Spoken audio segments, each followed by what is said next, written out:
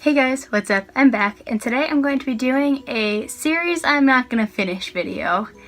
So, I like watching these videos. I decided to do one. I'm not trying to offend anyone who likes these series, like, it's not a big deal. If someone doesn't like a series that I love, I don't take it personally. Except for, like, there's a couple series where I'm like, there's no way anyone could not like this. Respect my opinion, I respect everyone's opinion. Let's just get into it. So the first series I'm talking about is the Matched series by Ali Condi. So I read the first one. It was okay. It wasn't terrible. I didn't really like it. And in addition, I've heard nothing but awful things about the remaining two books in the series. I've heard a lot of people say that they enjoyed the first book, which I thought it was okay. I didn't really like it that much, but it wasn't horrible. And even people who liked the first book say that the other two books are terrible. So I have no intention of ever finishing the series. The next one is a series that I really liked. And if someone had told me that they didn't like this book, like I remember people saying that they didn't like it, and I was like, how do you not like that? But now I understand. And that is the Fifth Wave series by Rick Yancey. So I read the first one. I absolutely loved it. The only thing is the change of perspectives is really confusing in that book. I really enjoyed it. And then I read The Infinite Sea, which is the second book in the series, and that book was not good. Like, first of all, when I went to go buy it, I remember like being shocked because it is like half the size of the first book. So I was like, okay, that's kind of weird. Typically the books get like progressively longer, but okay. Nothing happened in the entire book. The last book's out. I don't even know what it's called. I think it's called like The Last Star, maybe. I don't think I'm gonna read it. I haven't heard anything about it, so I don't even know if it's good or not. I have no idea. The next series is Delirium by Lauren Oliver. So I read Delirium. I liked it as much as you can like a book where you see literally everything coming, but I have been spoiled for the ending, and usually when people say I'm not gonna read it because I'm spoiled, like I'm like, no, that doesn't matter, like you still have to read it. But in this case, like I was spoiled for the ending, and the ending like is not an ending. She leaves it very open to interpretation at the end, which I don't like. I like to know everything that's going on in every character's life, and apparently it's just not like that at all with this series, so I have no intention on continuing. Next is the To All the Boys I've Loved Before series by Jenny Han.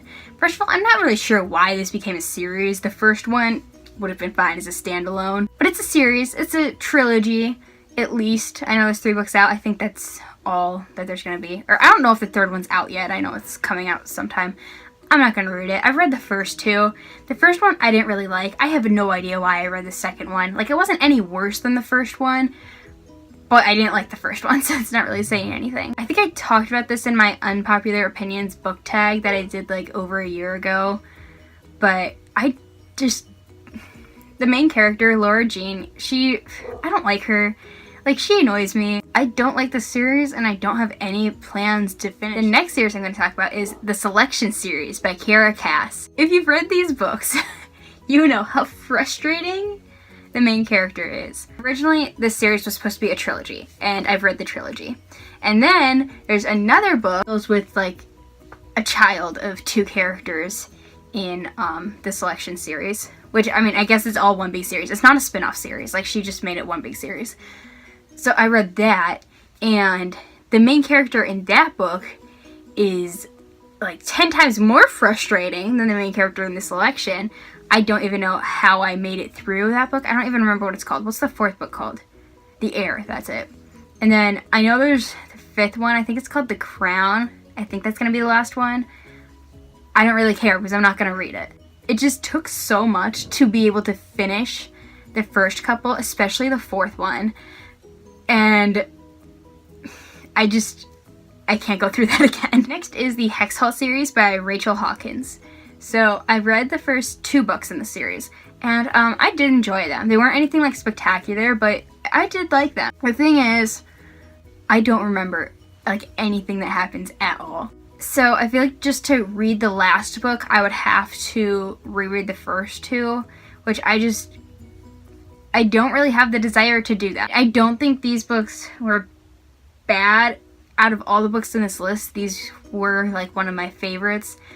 I mean, they weren't anything too good, but they weren't bad at all. The final series I'm going to talk about today is If I Stay by Gail Forman. So I read the first one because there was that movie a couple years ago with that one girl. You know the one. I read it.